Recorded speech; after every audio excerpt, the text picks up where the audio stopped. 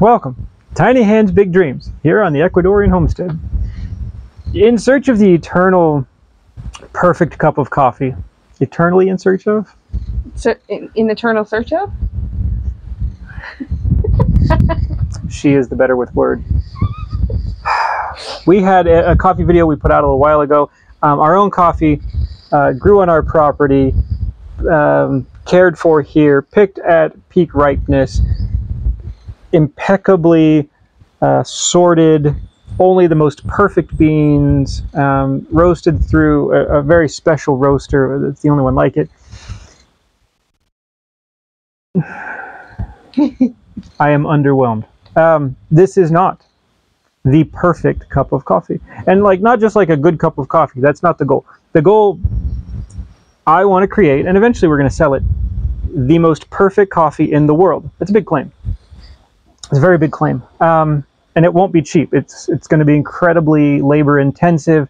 There's a lot that goes into it. It will probably be a decade or more by the time we get to it from where we started with our journey.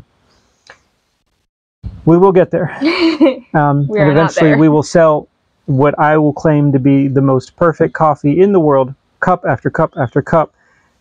Absolute perfection. It will not be cheap.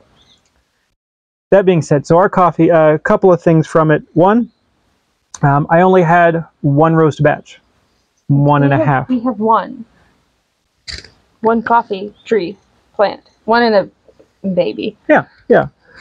So we have a very limited amount. It usually takes one roast to kind of figure out how to get it right, and then the second roast, I can usually nail it dead on. It behaved slightly differently than some of the other ones we've gotten, so I think I slightly over roasted it, and I blew out some of the flavors. There's a little bit of an over roasted sort of off tone there. The next one, it will be different. There was no bad or off flavors. There's no earthiness, mold, there's no bug, as far as like the cleanliness of the, because that's my job with the coffee, is the sorting. Yeah. Outrageous. There were like 5 beans in the whole pound and a bit that we had that were bug damaged. Yeah, and this is organic. Like we don't spray it, and that's freakishly low. Yeah, and of course because they were all picked correctly ripe, there were no unripe beans in the batch, which was no awesome. Quakers, no raisins that dried, no ones off the ground. It was a natural process because we don't have enough at any one time to do a fermented coffee. You just need a certain volume of it to process it. So it was a natural process, which is part of its flavor, which should have been okay. And that went okay. They dried okay. Underwhelmed. Yeah. There's a lot that goes into the perfect cup of coffee. This area can produce it. There's a guy over the next mountain range who we had gotten some coffee from previously. And while it had some issues that we were trying to resolve with him and work them out, the coffee itself was delightful. Mm-hmm.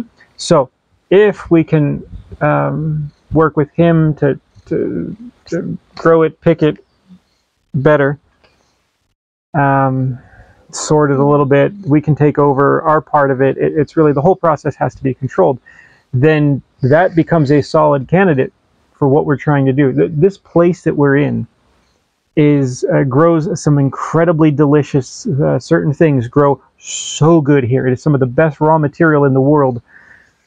The post-growing process, it is just not ideal. I will also say a lot of the coffee we've had here has been some of the worst we've ever had in the world. So bad. So bad. And for various reasons. So our coffee in particular. Yeah. We also have the question of what is it? Not all coffee is the same. So genetics, like in all creatures and things, plays a big role into what you can become. It may it may be a Robusta, or it may be a hybrid. Or it may be something else. I mean, we didn't plant it. This wasn't We didn't. intentional. It was here, sort of in the jungle. It's been there 5 or 10 years already. Could it be an Arabica? Yes. Could it be a Robusta? Yes. And it shows sort of signs of both. So, classifying its actual type has so far eluded me. I'm still working on that one. Yeah. But to just say I'll just start some more, check back in 5 years. It's a bit of a problem. Yeah. So I think that we'll just continue to play with it. We basically just have to pick a few beans at a time, a few cherries at a time, until we get enough to do another batch. And yeah, the kid picks up this much in a basket, and like it dries and it waits. And we'll do it again. But it may mean we get some different beans to plant out our future orchards. possibly. Possibly. All right. Yeah, just a little video on coffee. If you love coffee, watch in the future for essentially the most perfect coffee in the world that we will eventually have that is not yet. All right. Thanks for watching. Hope you enjoyed it. Subscribe if you love coffee. See you for the next one.